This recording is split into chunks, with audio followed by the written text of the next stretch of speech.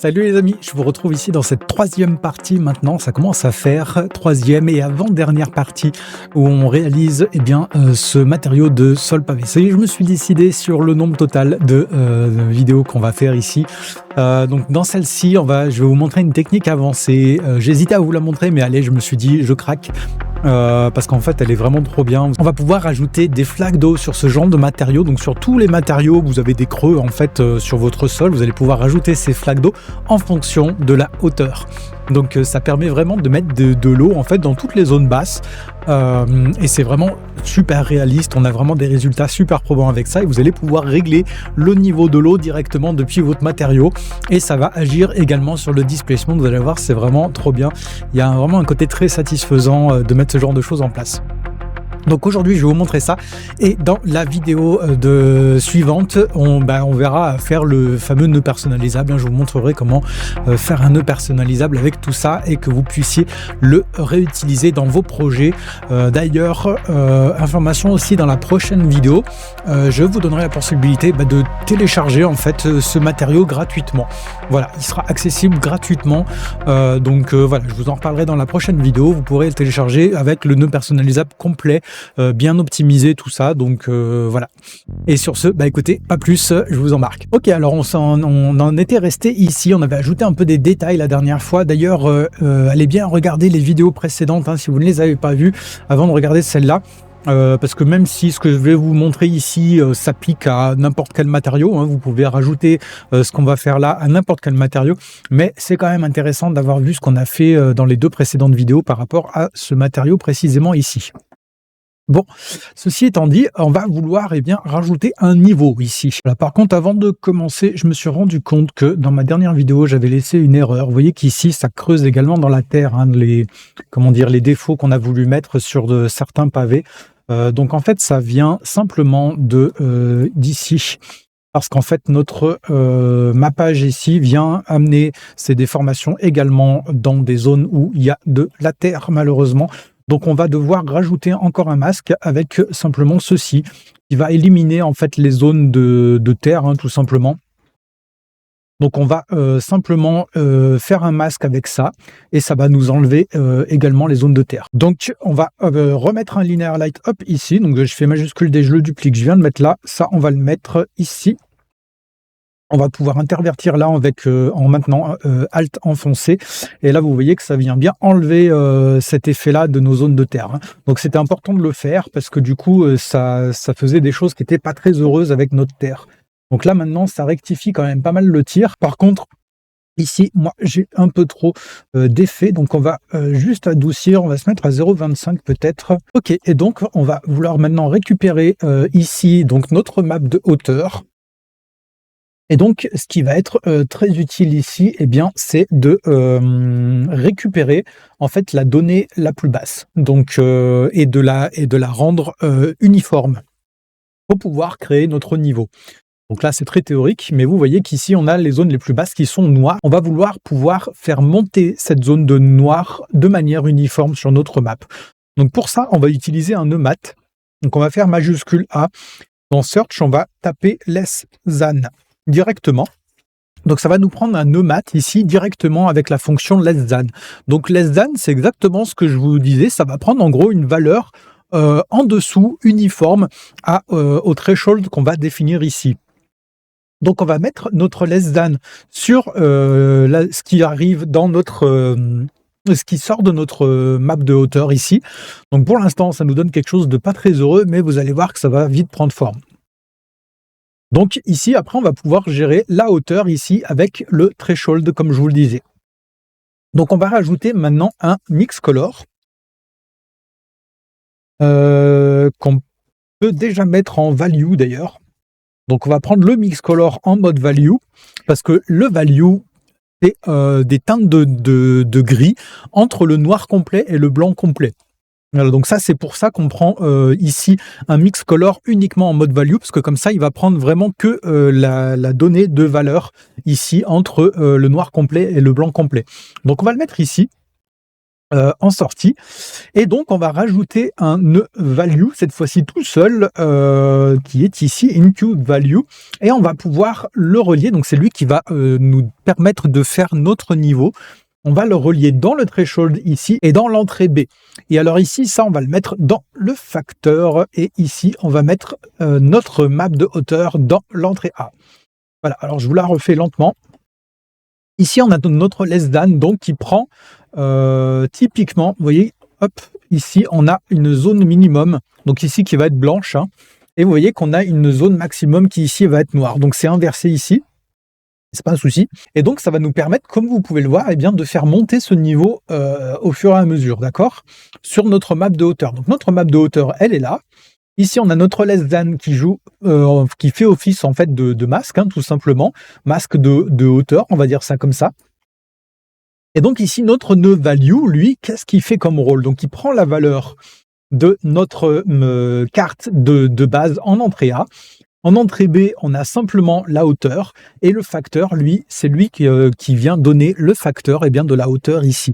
Donc quand on sort ça de notre value, c'est ça qui nous permet d'avoir vraiment cette donnée-là précise en hauteur. Et vous voyez que ça monte en clarté, plus on monte, parce que ici, ça monte la valeur. Donc la valeur, encore une fois, ça fait monter, plus on va vers le 1, plus on va vers le blanc, et plus on va vers le 0, plus on va vers le noir. Et donc vous comprenez pourquoi l'importance du nœud value ici, parce qu'on fait monter cette valeur-là en entrée B, en même temps que ça joue ici sur le niveau. Donc c'est pour ça que c'est un peu technique, il faut la connaître, hein, cette technique-là. Et donc ici, vous voyez, on a précisément un niveau qui monte de manière uniforme, et vous voyez que c'est vraiment très propre. Donc maintenant, on a notre niveau, mais par contre, ce qu'on n'a pas, c'est l'aspect. Ici, on a un displacement qui fonctionne très bien ici, mais par contre, on n'a pas l'aspect de dos, tout simplement. Donc, ce qu'on va vouloir faire, on va déplacer notre displacement, et donc on va dupliquer notre principal BSDF ici, on va le monter ici, et simplement, on va créer un nouveau matériau. Donc veillez bien à avoir notre Wrangler d'activer d'ailleurs, hein, pour cette vidéo-ci, puis aussi pour la suivante, il vous le faudra bien. Donc ici, avec ce principal BSDF, ici, on va faire un contrôle majuscule clic droit et on va faire glisser jusqu'à l'autre, et ça va nous ajouter un mix shader quand on va relâcher.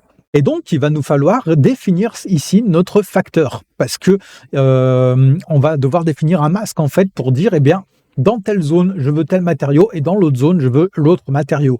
Et donc là, c'est notre less than qui va nous permettre ça, parce que vous le voyez, on a un masque tout prêt déjà. Donc on va pas prendre le nœud value, parce que lui, vous voyez il va définir la hauteur. Donc il va aller de plus en plus vers le blanc pour monter le niveau.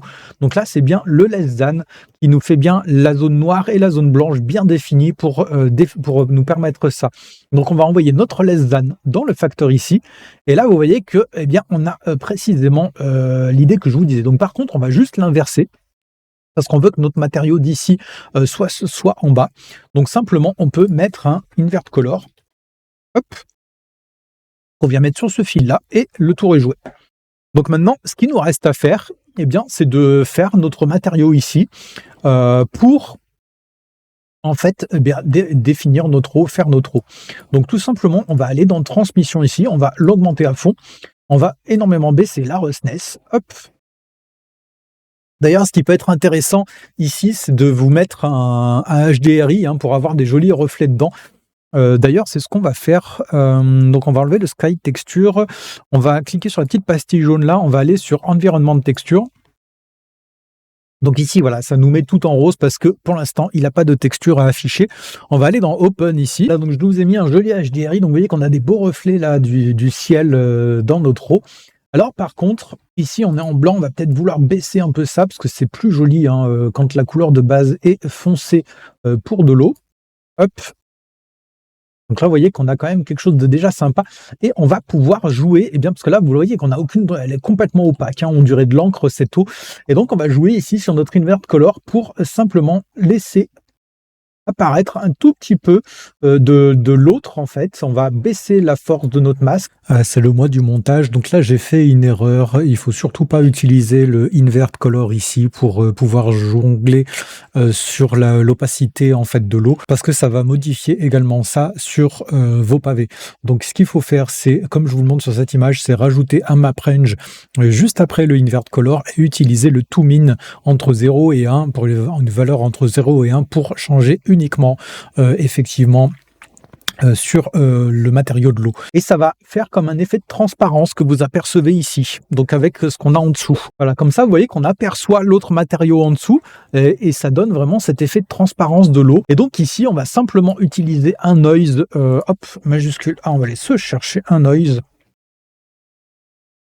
Noise texture, hop, on va envoyer ce qui vient de notre mapping ici, hop, directement dans le vecteur de notre noise. On va le mettre là pour que ce soit plus propre quand même. Et donc on va créer les petites vaguelettes pour notre eau. Je vais aller me chercher donc un bump, parce qu'on va simplement faire ça avec un bump. Donc on va pouvoir envoyer le facteur dans la hauteur de notre bump. Donc vous voyez ici, bien l'envoyer dans la hauteur, et on prend le facteur. Vous pouvez prendre la couleur, mais bon, c'est pas utile pour ici.